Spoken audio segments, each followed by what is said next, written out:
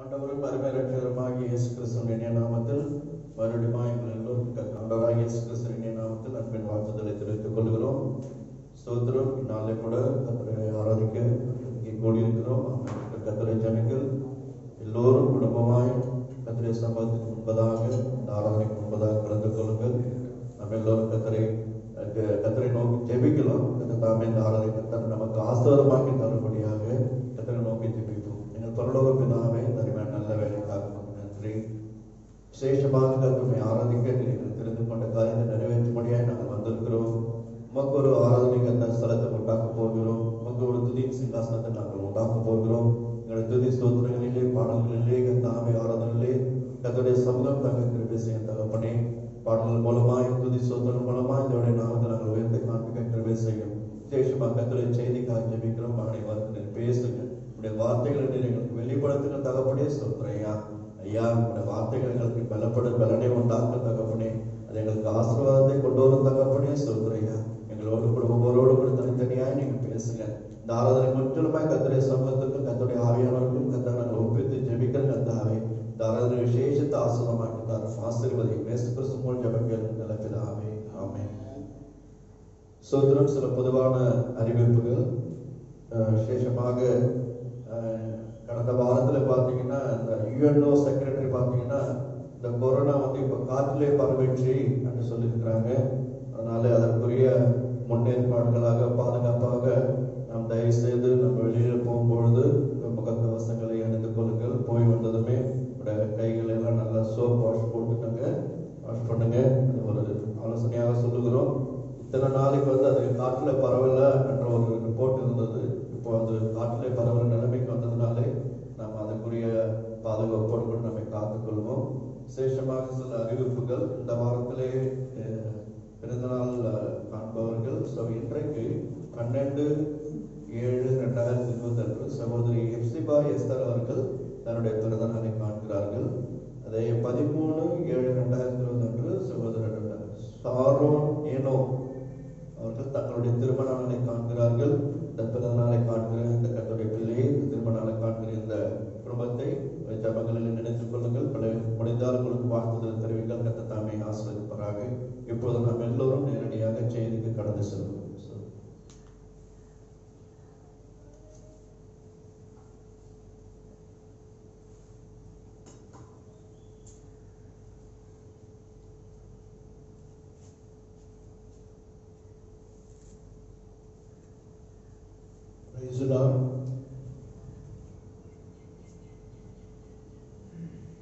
ஆலோசனையிலே ஆச்சரியமானவரும், செயலிலே மகத்துவமானவரும், இருதயத்தில் ஞானமுள்ள மகிமை மகத்துவமுள்ள தேவனாய் கர்த்தருக்கு மகிமை செலுத்தி இந்த காணொளி மூலமாய் காண்கிற பரிசுத்தவான்கள், அல்லேலூயா திருத்த சபையில் இருக்கிற குடும்பங்களுக்கு மாத்திரமல்ல, இதை காண்கிற தூரத்தில் சமீபத்தில் இருந்து காண்கிற கேட்கிற எல்லா பரிசுத்தவான்களுக்கும் பரிசுத்தவான்களுக்கும் தேவஜனங்களுக்கும் இருதயத்தின் ஆழ்ந்து நான் உங்களுக்கு நன்றி சொல்றேன். கர்த்தர் உங்களை ஆசீர்வதிப்பாராக. கர்த்தருக்கு மகிமை கனம் உண்டாகட்டும். கர்த்தர் பெரியவர், கர்த்தர் பெரியவர். சோத்திரம். இந்த நாளிலே இன்னைக்கு ஆராதனை நடத்தும்படியாய் ஆயத்தமாக இருந்தோம். திடீர்னு இரவு 8 மணிக்கு மேலே போன் வந்தது. அது கொஞ்சம் தடைப்பட்டு போச்சு. ஆனாலும் தேவனுடைய கிருபையினாலே இந்த காணொளி மூலமா இந்த ஆராதனையை மறுபடியும் நடத்த தேவன் கிருபை செய்ததற்கான கர்த்தரை சோதரிக்கிறேன். நான் இந்த நாட்களிலே இது நல்லதாக இருக்குன்னு சொல்லி இந்த கொரோனா வைரஸ் நிமித்தம் வேதம் சொல்வது விசேஷமா பெரிய பதவி அதிகாரிங்க, படிப்பாளிகள் முதற்கொண்டு கடைசி சகோதர சகோதரிங்க, ரொம்ப எளியவர்கள் மட்டும் இது மட்டும் எல்லாருக்கும் அரசாங்கம் சொல்ற கட்டளையிடுகிற ஒரு காரியம், முகக்கவசம் அவசியம். அவங்க சொல்றாங்க முகக்கவசம் உயிர் கவசம்னு சொல்லி, முகக்கவசம் உயிர் கவசம் சொல்லி அந்த முகக்கவசத்தை எவ்வளோ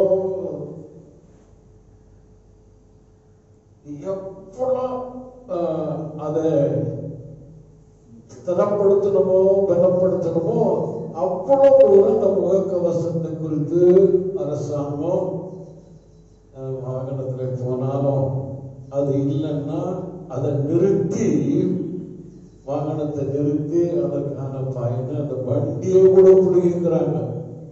ஒன்றும் இல்லை, இந்த முகக்கவசம் இல்லைன்னா எல்லாவற்றிலையும் பெரிய காரியம், எல்லா இடத்துலையும் மறுபடியும் சொல்றாங்க முகக்கவசம் அது உயிர் கவசம்னு சொல்லி அதை அணியணும் அப்படின்னு சொல்லி எல்லாரும், எல்லா தேசமும், எல்லா அதிகாரிகளும், எல்லா தொழிலாளிகளும், எல்லா சபைகளும் செய்கிற ஒரு காரியம் இந்த முகக்கவசம். இதை குறித்து கர்த்தருக்கு மகிமை உண்டாகட்டும். இதனுடைய அவசியத்தை குறித்து நாளே உங்களோடு பேசணும்னு சொல்லி ஜெபித்து கேட்டப்போ கர்த்தருக்கு ஸ்தோத்திரம். இந்த கவசம் வேதத்திலே நமக்கு என்ன சொல்லுதுன்னா,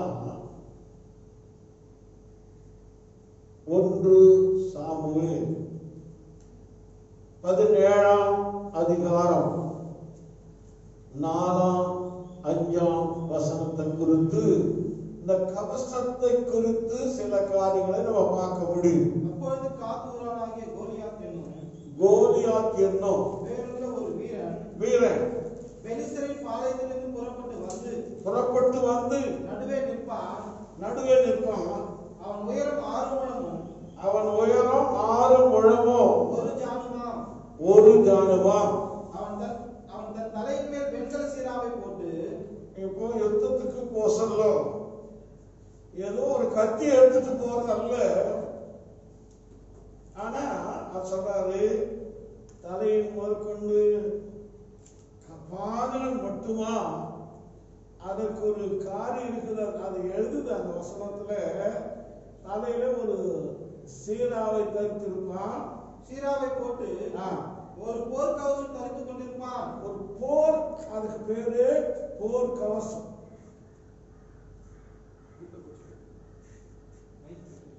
போர் கவசத்தை தரித்துக் கொண்டிருப்பான். அந்த கவசத்தின் நிறை 5000 சேக்கலான வெண்கலமாயிருக்கும். அவன் தன் கால்களிலே வெண்கல கவசத்தையும்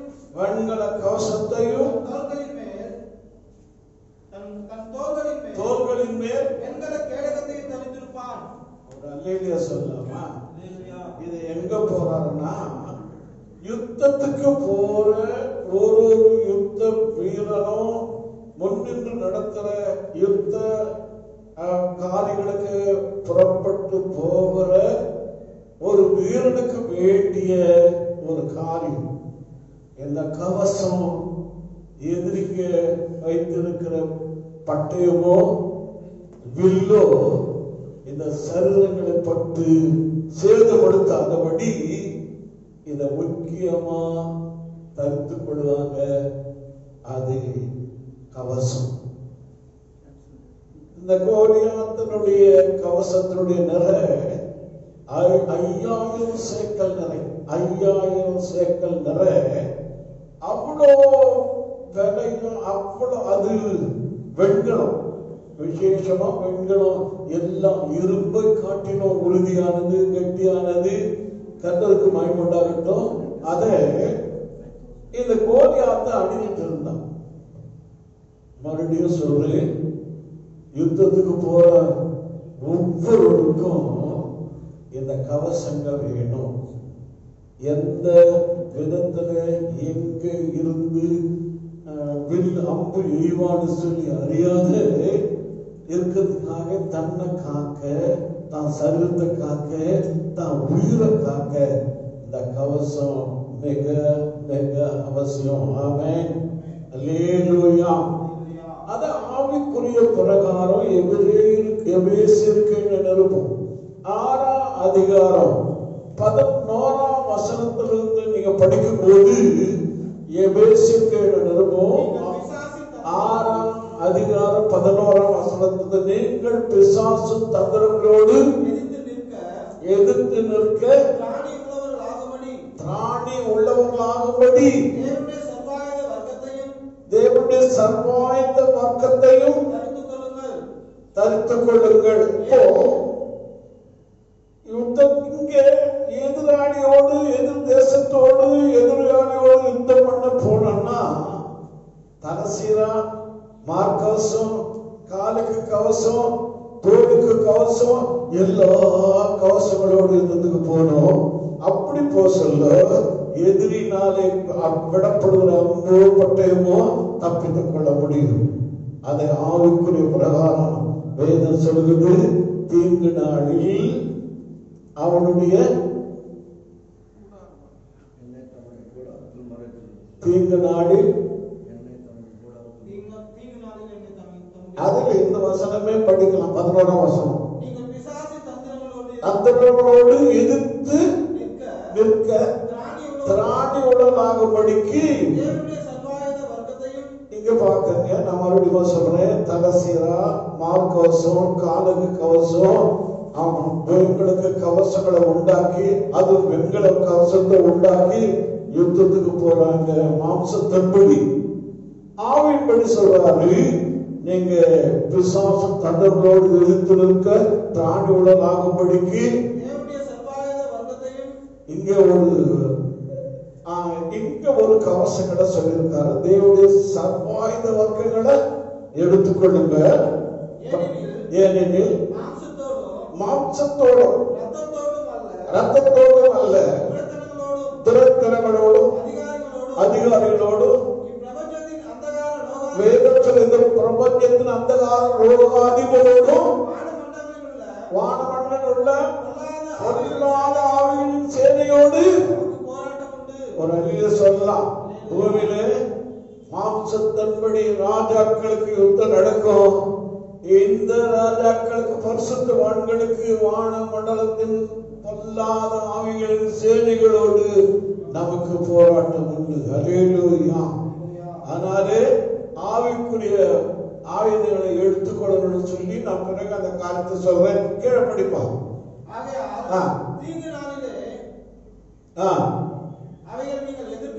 எதிர்க்கவும் சகலத்தையும் செய்து முடித்தவர்களாய் நிற்கவும் ஆகும்படிக்கு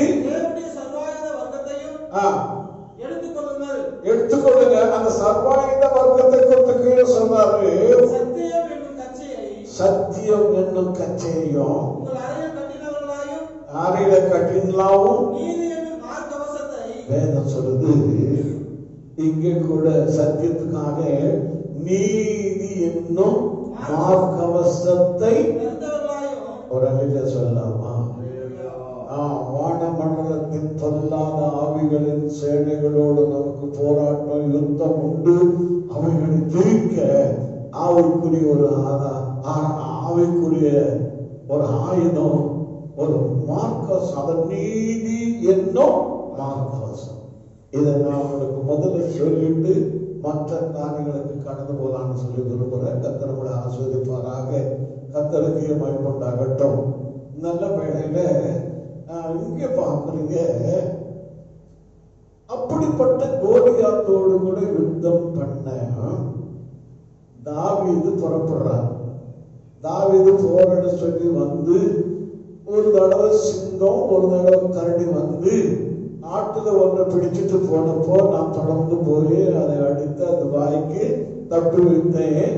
அது திரும்பி என் மேல பாய்ந்த போது நான் தாண்டி அடித்து கிழிச்சு போட்டேன். அந்த சிங்கத்தின் கைக்கும் கரடியின் கைக்கும் தப்பித்த கர்த்தர் இந்த விருத்த சேதனமில்லாத பெலிஸ்துடைய கைக்கு தப்பிக்கும் வல்லவர்னு சொல்லி அங்கே அந்த யுத்தத்துக்கு எல்லாரும் சகோதரங்க ராஜா எல்லாம் பார்க்கிறாங்க.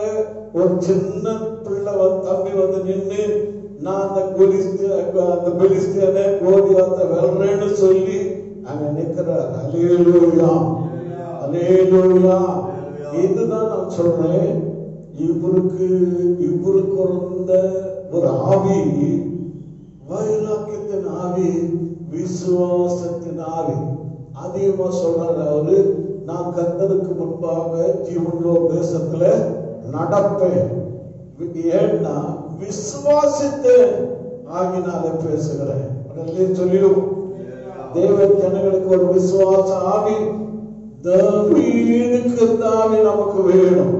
பிரச்சனையை கண்டு பயப்பட எல்லாரும் ராஜா, அருமையான சகோதரர்கள், யுத்த வீரர்கள், குதிரைகள், ரதங்கள், ராணுவம் பயப்படும் போது ஒன்னும் இல்லாத நிலையில தாவீது கோலியாத்தோடு நான் யுத்தம் பண்ண போனார். அல்லேலூயா. பிரச்சனைகளை கண்டு பயப்படுறவங்க எல்லாம் தேவ ஜனம், விசுவாசிங்க. பிரச்சனைகளுக்கு எதிர்கொண்டு போறவங்க கர்த்தருக்கு ஸ்தோத்திரம். நான் அதிகமா படிச்சேன். யோவானின் சுவிசேஷத்துல இயேசு பிடிக்க வந்தவங்களுக்கு அந்த வேதம் சொல்லுது, இயேசு எதிர்கொண்டு போனாராம். என் தேவன் ஓடி முடிஞ்சு மறுவதல்ல, யாரும் தேடுறேன்னு சொல்லி போனார். இயேசு தேடினாங்க. இயேசு தேடுறேன்னு சொல்ல உடனே நான் தான் சொல்லி நிமிர்த்து தனக்கு நடக்க போற எல்லாவற்றையும் அறிஞ்சு நான் எதிர்கொண்டு வந்தவர். ஒரு அல்லேலூயா சொல்லலாம். தேவ ஜனங்களுக்கு இதுதான் நான் சொல்றேன், தைரியம், விசுவாச தைரியம். தாவீது மறுபடியும் சொல்றேன், ராஜா பயப்படுறான், பெரிய ராணுவம் பயப்படுறது, குதிரை வீரர், யுத்த ரத்த வீரர்கள் எல்லாம் பயப்படுறாங்க. ஆயிரம் பேரு வில்லுகளை அம்புகளை வச்சு நிக்கிறாங்க. அவங்க எல்லாம் பயந்தாலும் இந்த அருமையான வருஷத்துவானுக்கு விசேஷமான ஆவி, தைரியத்தின் ஆவி, விசுவாச ஆவி நான் போறேன்னு சொன்னார். ஒரு சொல்லாமா? நான் உங்களை அன்பா கேட்கிறேன். இதுல என்ன செஞ்சாங்க? சரி, இவர் சொன்ன பேச்சு கேட்க முடியாது, கேட்க மாட்டார்னு சொல்லி இப்போ சவுல் கோலியாத்தல்ல சவுல் 17:34 ஒரு வசனத்தை நீங்க படிக்கிறீங்க. தாவீது சவுலை பார்த்து 34 38 வஸ்திரத்தை உடுத்துவிட்டு வெண்கலமான ஒரு சீராவை போட்டு ஒரு கவசத்தையும் ஒரு அலேலியா சொல்லலாம். நான் மறுபடியும் சொல்றேன், யுத்தத்துக்கு கவசம் அவசியம். யுத்தத்துக்கு போனா கவசம் அவசியம். அதனால இது என்ன செஞ்சாருன்னா, அந்த சவுலு தன்னுடைய ஆயுதங்களை, வஸ்திரங்களை தரிப்பித்து ஆயுதங்களை தாவீதுக்கு போட்டா. அதான் சொல்றாங்க, படிக்க படிச்சுங்க. கட்டிக்கொண்டு நடந்து பார்த்தா.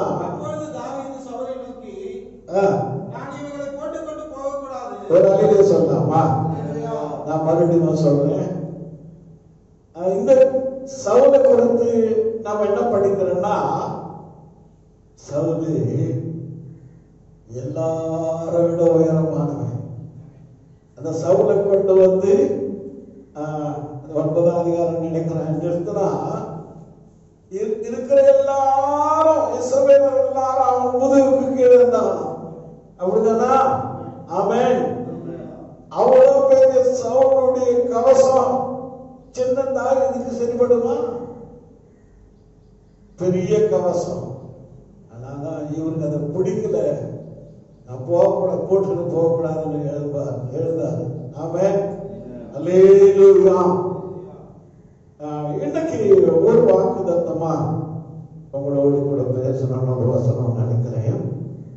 எரேமியாவின் தீர்க்கதரிசன புஸ்தகம் 51ஆம் அதிகாரம் ஒரு 3ஆம் வசனத்துல கர்த்தரே இந்த காரியத்தை குறித்து சொல்றாரு. கர்த்தர் நல்லவர். 51 அதிகாரம் 3ஆம் வசனத்துல பிள்ளை நாணயத்துகளுக்கும் என்ன சொல்ற மறுபடியுமா கோலியாத்து எதன் மேல பெருமையாகுமா தான் 5000 சேக்கல் மார்க்கவசத்தின் மேலே கால்கள் இருக்கிற கவசத்தின் மேலே புஜங்கள் இருக்கிற கவசத்தின் மேலே பெருமை. ஹல்லேலூயா.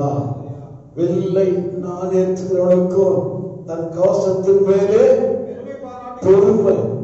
பெருமை இது ஒரு விசேஷமான காரியம். நமக்கு வேணும்னு சொல்றேன். சத்திய வேதம் சொல்லுது, பெருமை உள்ளவர்களுக்கு தேவன் எதிர்த்து நிற்கிறார், தாழ்மை உள்ளவர்களுக்கோ பெருமை அளிக்கிறார். ஹல்லேலூயா.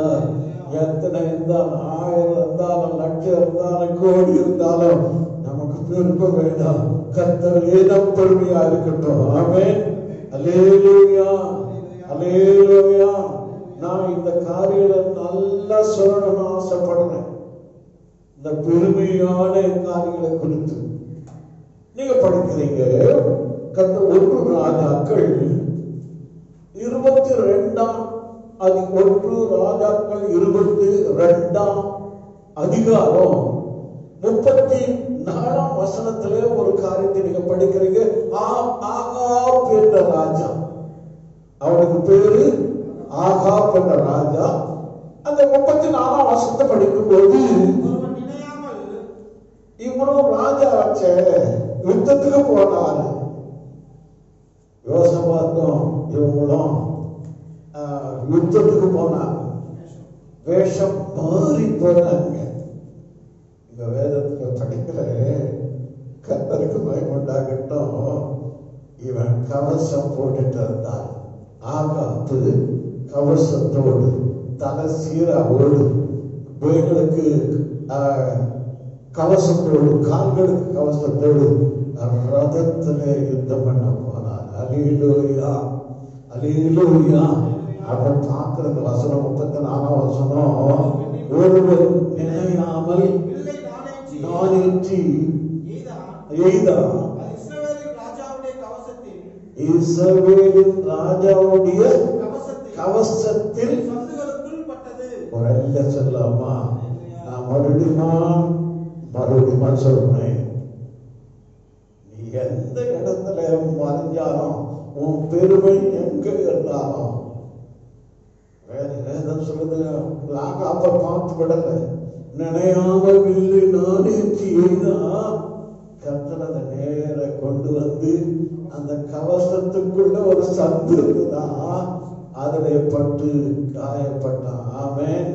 அல்லேலூயா. இதுதான் அதிகமா சொல்றேன். பெருமை உள்ளவனுக்கு தேவன் எதிர்த்து நிற்கிறார். மறுபடியுமா தாழ்மையா இருக்கிறேன். பெருமை நம்ம தாழ்த்தி போடும், தாழ்மை நம்ம உயர்த்தணும். ஆமென். எப்பொழுதும் இயேசுவை போல நான் சொல்றேன், தாழ்மை உள்ளவர். தாழ்மை தான் வசனம் பிலிப்பியர் நேரம் இல்லை. பிலிப்பியர் 2ஆம் அதிகாரம் 8ஆம் வசனம் தான். அதனால் அதாவது 6ஆம் வசனம் ஒரு நிமிஷம். அவர் தேவனுடைய குமாரனா இருந்தோம். 6ஆம் வசனம், ரூபமா இருந்தோம், சமமாக இருப்பதை கொள்ளையாடின பொருளாய் எண்ணாமல் வெறுமையாக்கி அடிமை ரூபம் எடுத்து மனுஷ சாயலானா காணப்பட்டு மரண பரியந்தம், அதாவது சிலுவையில் மரண பரியந்தம் கீழ்ப்பட்டவராகி சொல்லலாமா. அருமையான தேவனுடைய மகனே, மகனே, உனக்குள் இருக்கிற இயேசு தாழ்மை உள்ளவர். ஆமென். அல்லேலூயா. அல்லேலூயா. அல்லேலூயா. அதை படிக்குமானா நீங்க 5ஆம் அதிகாரத்தில் படிக்கிறீங்க. 5ஆம் அதிகாரம் 2ஆம் வசனத்துல படிக்கும்போது ஒரு நல்ல வசனம். அது கர்த்தருக்கு ஸ்தோத்திரம். அவன் ராஜா பெத்லகேமே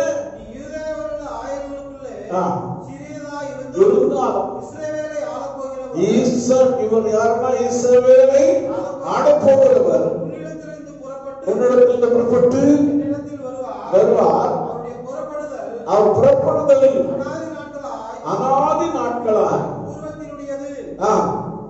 ஆனாலும் அவர் தாழ்மை உள்ளவராய் மரியின் மேலும் மரியின் குட்டியாகிய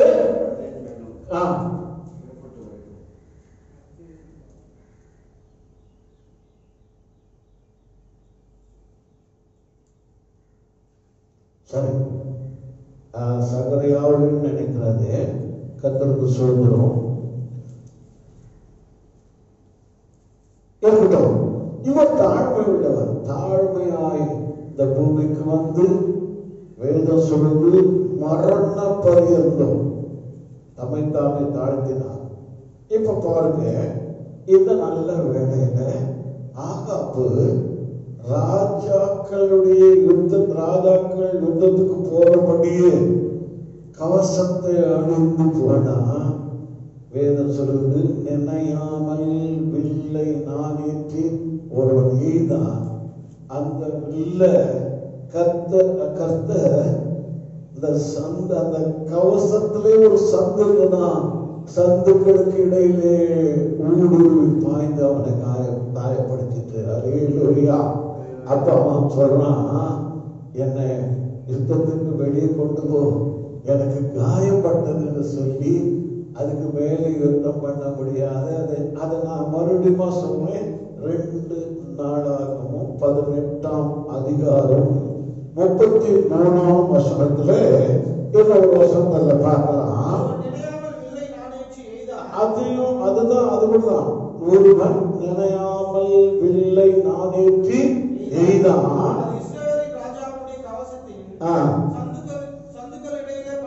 பட்டது சாரதியை பார்த்து கொண்டு போ ஒரு அழிவு சொல்லாமா? நம்ம விடுமா? இவங்களெல்லாம் கவசத்தை நம்பி இருந்தவங்க இந்த கவசத்துக்குள்ள சொன்னபடி எரேமியா 51:3 தன் கவசத்தின் மேலே பெருமை பாராட்டினவங்க. ஆமென். அல்லேலூயா அல்லேலூயா. இதை வலியுறுத்தி சொல்றேன். கர்த்தர் நகரத்தை காவாராகி காவலாளர் கண்விழிக்கிறது ஒருதான். ஆமென். நம்ம இந்த நாடிலே கவசத்தை குறித்து நான் தப்பா சொல்லல. அவங்க அதுக்கு யுத்தத்துக்கு அவங்க சொல்றாங்க, நாமும் நோயாளிகளோடு அல்ல நோயோடு கூட யுத்தம் பண்றோம். ஒரு அல்ல சொல்லாமா? நோயாளிகளோடு அல்ல நோயோடு யுத்தம் பண்ணணும். நமக்கு முக்கியமா இந்த முகக்கவசம் அவசியம். தேவனுக்கு மகிமையுள்ள அரசாங்கம் சொல்லுதுன்னா முகக்கவசம் உயிர் கவசம் அதை கண்டிப்பா நம்ம அணிஞ்சு போகணும். நாமே கீழ்ப்படியலன்னா அடங்காதவங்க கீழ்ப்படியாதவங்க எப்படி கீழ்ப்படிவாங்க? நமக்கு மாதிரியா சபைக்கு வர சொல்லோ வெளியே போக சொல்லோ இடைவெளி விட்டு முகக்கவசம் அணிந்து நடங்க. கர்த்தரை காப்பார். அல்லேலூயா அல்லேலூயா அல்லேலூயா. இதுலயும் ஒரு காரியத்தை சொல்லிட்டு ஆசைப்படுறேன். இங்க சவுலுக்கு கோலியாத்துக்கு தலையில சீரா இருந்தது. தலைச்சீரா அப்படியே மூடி கொடுத்து தெரியும். படங்களில அதெல்லாம் பார்த்துக்கினாக்கா குதிரையில போறவனுக்கு ஒரு நல்ல கிரீட போடு ஒரு தலைசீரா வச்சிருப்பாங்க.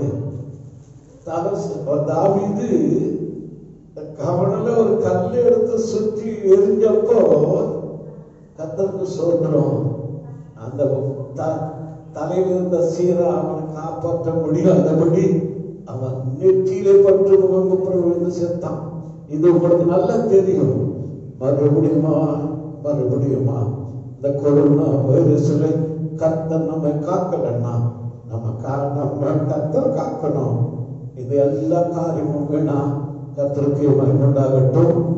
அதிகமா சொல்றேன், நம்முடைய கவசத்தின் மேலே நம்ம மேலே நம்பிக்கை வைத்து நம்மை நாமே அழிந்து போகாதபடி கர்த்தர் மேலே கர்த்தர் என்னை காக்கிறவர், கர்த்தர் எனக்கு துணையாக இருக்கிறவர். கர்த்தர் என்ன வலது பக்கத்துல 121 சங்கீதம் உங்களுக்கு தெரியும். அது சொல்றாரு 21 வசனம் படிக்கலாம். எனக்கு ஒத்தாசை ஒரு பர்வதங்களுக்கு நேராக என் கண்களை ஏறெடுக்கிறேன். வானத்தையும் பூமியையும் உண்டாக்கின கர்த்தரிடத்திலிருந்து எனக்கு ஒத்தாசை வரும். ஒத்தாசை வரும். காலை தள்ளாட விட்டால் உறங்கார். உறங்குவதும் இல்லை, தூங்குவதும் இல்லை. கர்த்தருடைய காக்கிறவர் வலது பக்கத்திலே உனக்கு ஒரு அகில சொல்லாமா? நான் மறுபடியும் சொல்ற கர்த்தர் நகரத்தை காவாராகி காவலாளர் கண்விழிக்கிறது. அல்லேலூயா. ஒரு வசனம் இருக்குது. அது சொல்றாரு, நான் வில்ல தட்டி வில்ல தட்டிட்டு அம்ப கீழே தள்ளி போட்டு சொல்றாரு. கர்த்தர் இந்த நாளிலே கொரோனாவினாலே அகப்பட்டிருக்கிற தேவ ஜனங்களுக்கு உண்டான அந்த வில்ல, அந்த அருமையான கொரோனா வைரஸ தட்டி போட்டு கர்த்தருடைய ஜனங்களை தனியா காத்து கொண்டு வருகிறார். அல்லேலூயா. உன்னை காக்க அவர் நல்லவராக இருக்கிறார். கர்த்தருக்கு ஸ்தோத்திரம். அதனால நேரம் போச்சு.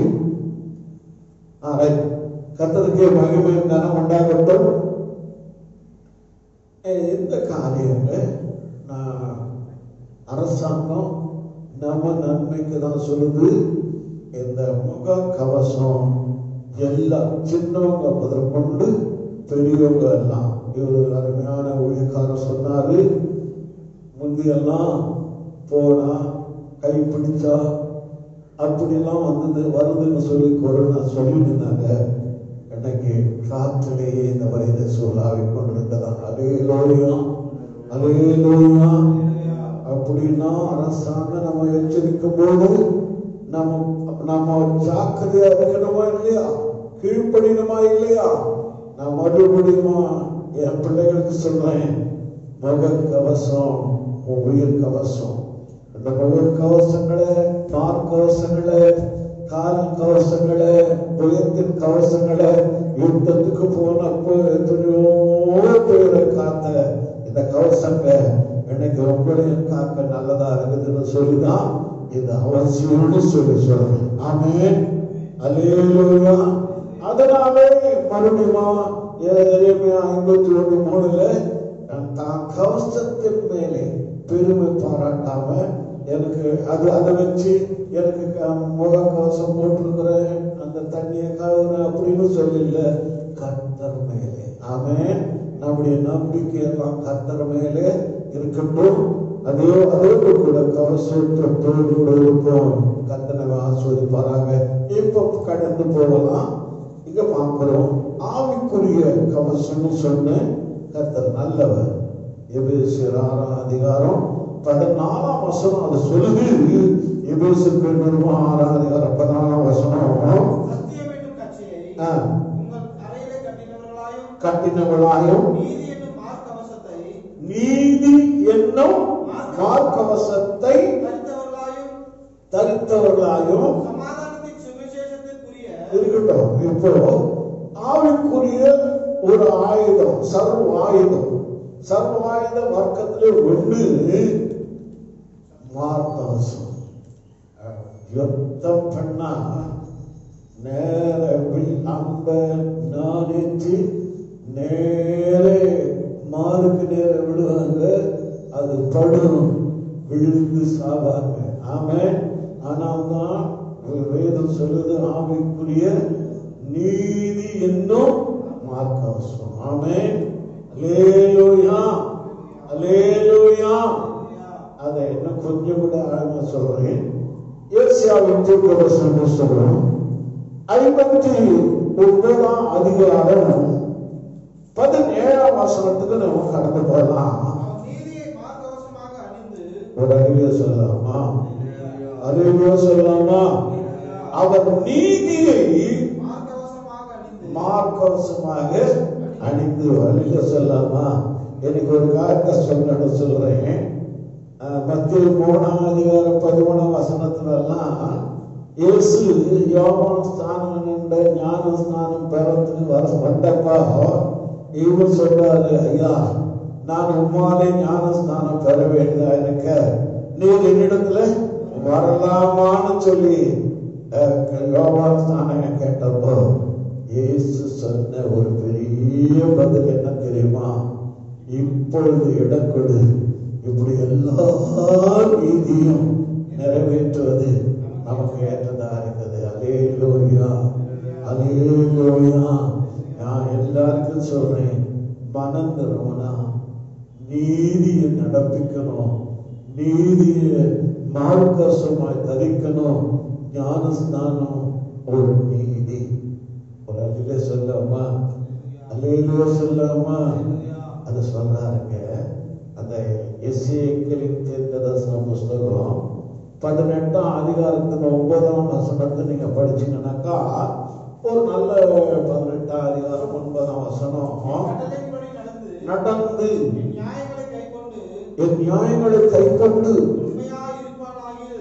இதுல ஒண்ணு கட்டளைகளை கைக்கொண்டு நியாயங்களை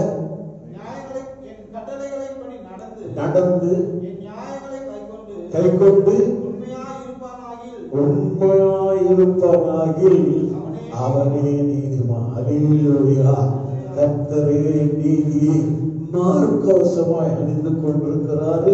அதனாலே நமக்கு தேவனுடைய ஜனங்களுக்கு மார்க்கவசம் அவசியம். ஆமென். அல்லேலூயா. மார்க்கவசத்துல ஒரு விசேஷமானது உண்மையாய் நடப்பானாகி. ஆமென்.